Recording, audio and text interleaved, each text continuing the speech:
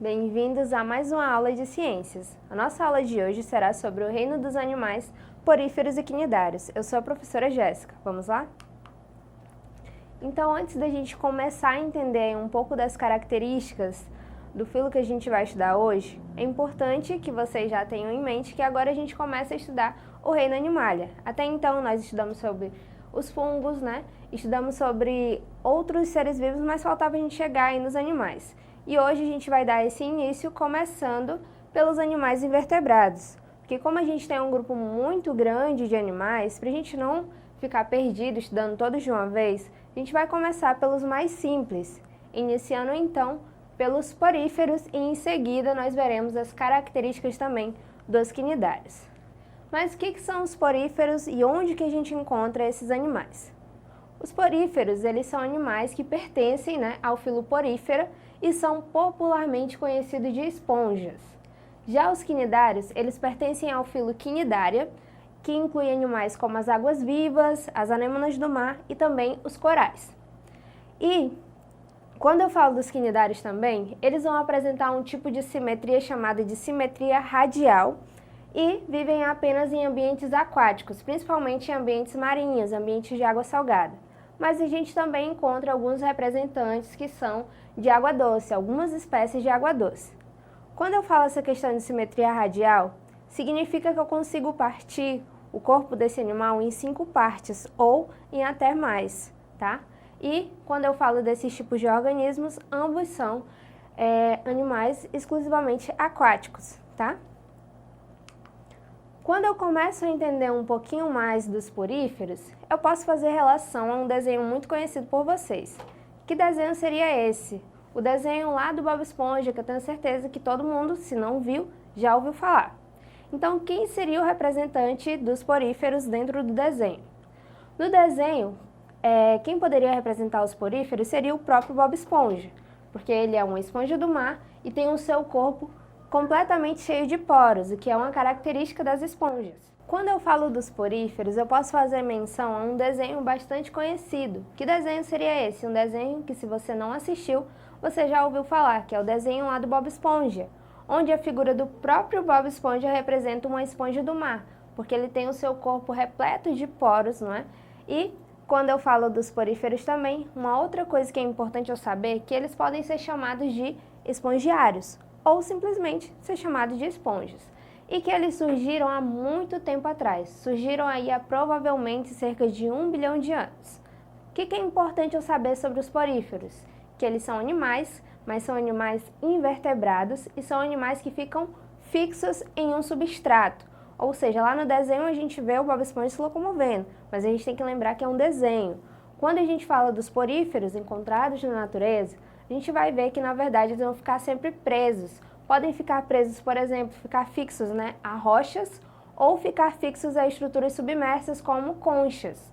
E eles podem formar colônias. O que seriam colônias? Vários organismos agrupados, de colorações variadas, o que chama bastante atenção, e podem apresentar um padrão corporal básico, que é em formato de vaso ou em formato de barril.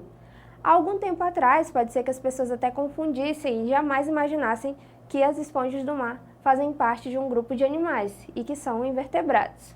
E aí, uma outra coisa importante e interessante eu saber também sobre as esponjas, e que vocês podem observar na figura aí em cima, é que muitas espécies de esponjas tubulares vão abrigar em seu interior diversos outros organismos, então vai ter uma relação ecológica acontecendo aí no caso, tá?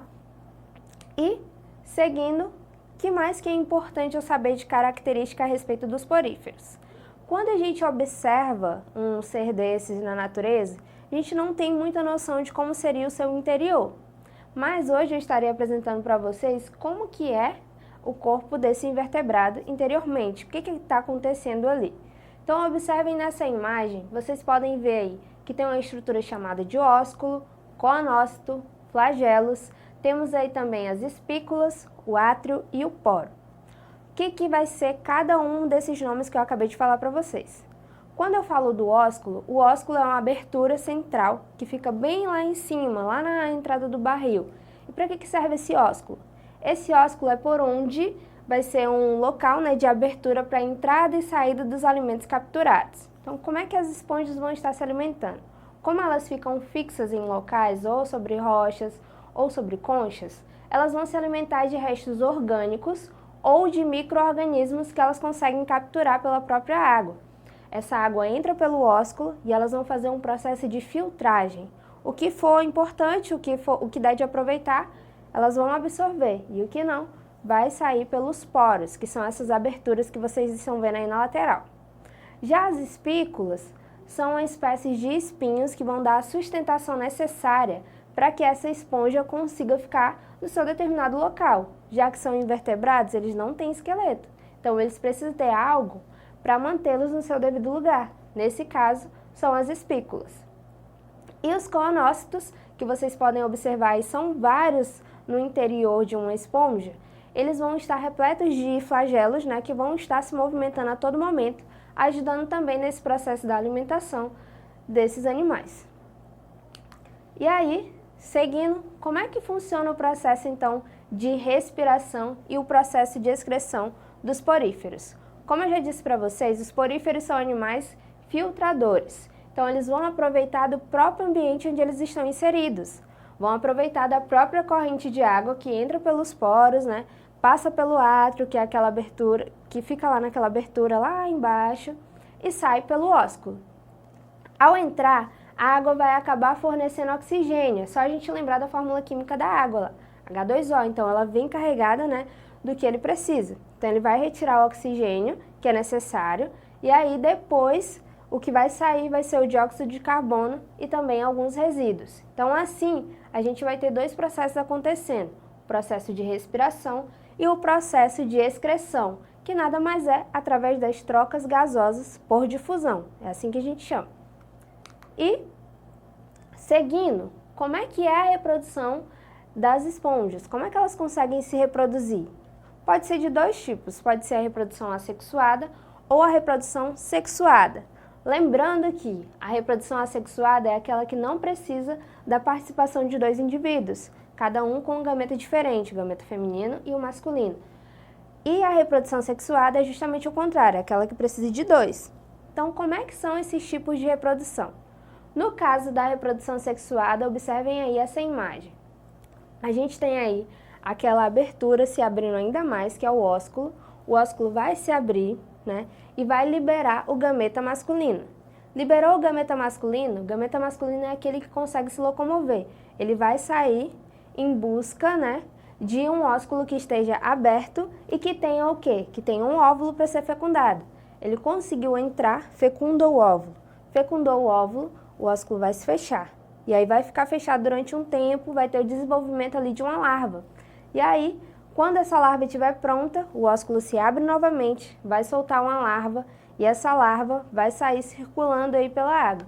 Quando ela conseguir achar um substrato ideal, conseguir achar algum lugar para se fixar, ela começa a se invaginar e forma então uma nova esponja.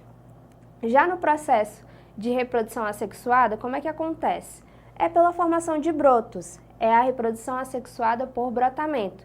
Começa a surgir um broto, como se fosse uma ramificação nessa esponja, e em um determinado momento essa ramificação vai estar pronta para se soltar. Se soltou, então ela consegue se fixar em um substrato também começa a se desenvolver.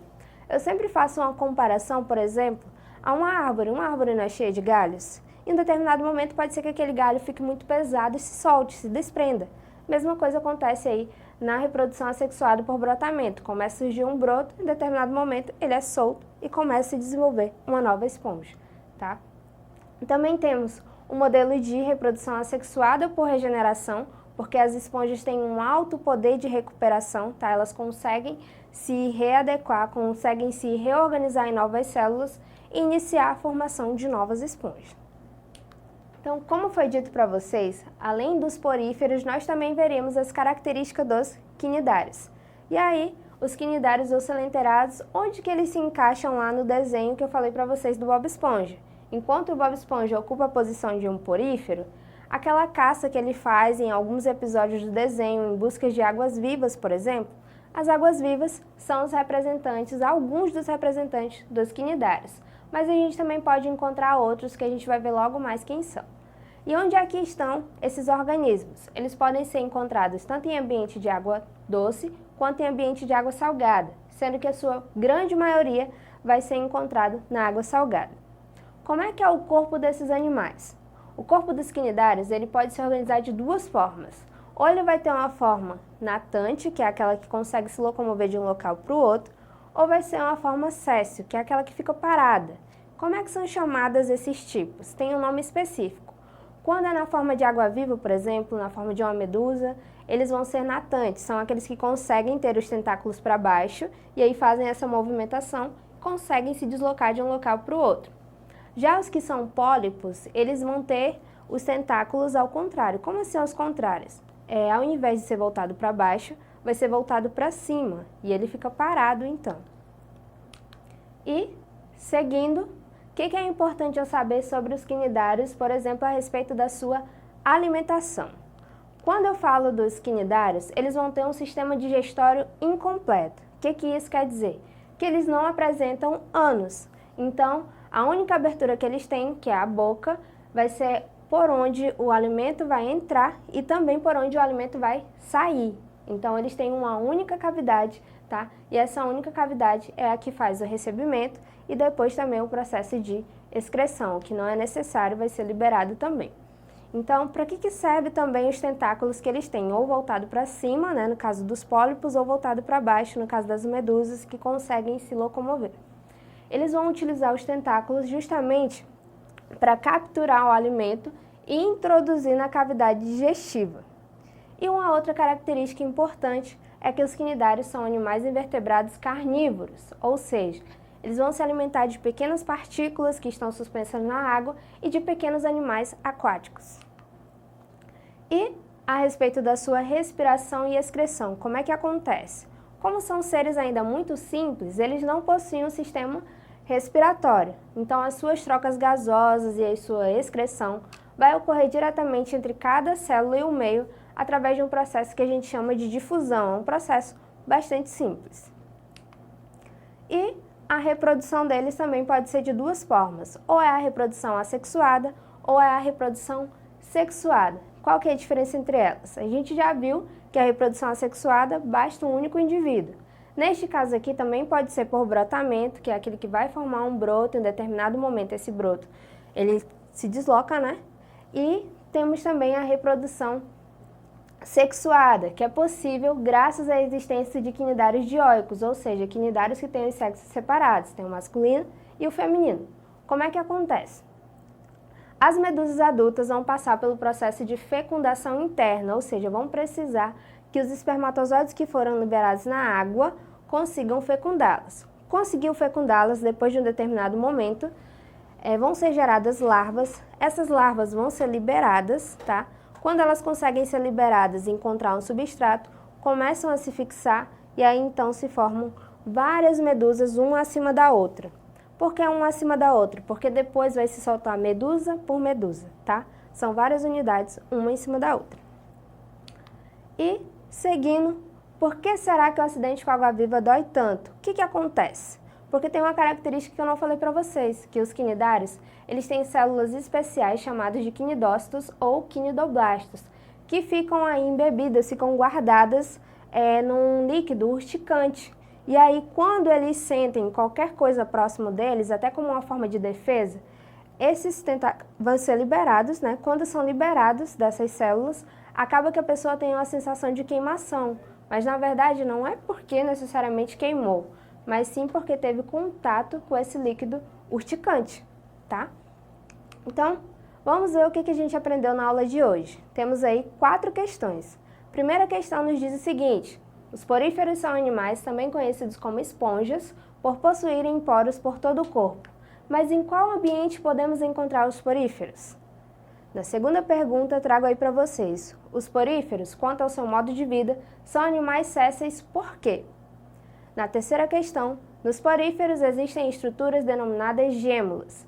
Explique o que são e para que servem. E na quarta questão, a digestão dos selenterados ocorre de que forma? Tá? Lembrando que selenterados também é a denominação para quinidários. Então, e aí, vocês conseguem responder? Então, vendo aí essas questões, o que a gente pode tirar bastante de entendimento da aula de hoje? Quando eu falo lá sobre os poríferos, em que ambiente podemos encontrar os poríferos? Na questão 1. Então, os poríferos são animais invertebrados que vivem na água, sendo a maioria de vida marinha, mas que a gente também pode encontrar em águas costeiras, em águas rasas e até mesmo em águas quentes. Já na segunda questão, que perguntava sobre o modo de vida dos poríferos cessesses. Por quê? Qual a justificativa? A justificativa seria, então, porque eles não apresentam um órgão que permita sua locomoção. E, por isso, eles vão viver presos a substratos como rochas ou até mesmo como conchas. E eles podem ficar solitários, ou seja, podem ficar sozinhos, ou podem formar colônias, quando são vários organismos reunidos. Na terceira questão, que eu perguntava para vocês sobre as estruturas chamadas de gêmulo, o que são e para que servem. Essas gêmulas, presentes nos poríferos, são estruturas que permitem com que eles consigam viver a adversidades ambientais como a seca, por exemplo, e que elas surgem no interior do corpo da esponja, vai ter uma parede bastante espessa, possui espículas, que são aqueles espinhos em volta dela que eu falei para vocês, e um conjunto de amebócitos que vai auxiliar na formação de novas células. E por último, como é que ocorre a digestão dos selenterados, ou seja, como é que ocorre a digestão dos quinidários? É importante a gente lembrar que eles não têm um sistema digestório completo, tá? E que ocorre tanto de forma extracelular quanto intracelular.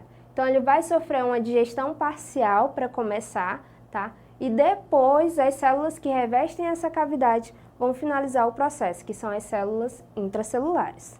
Então é isso, pessoal. Espero que vocês tenham compreendido a nossa aula de hoje. Vocês terão mais alguns exercícios lá na plataforma Eduque.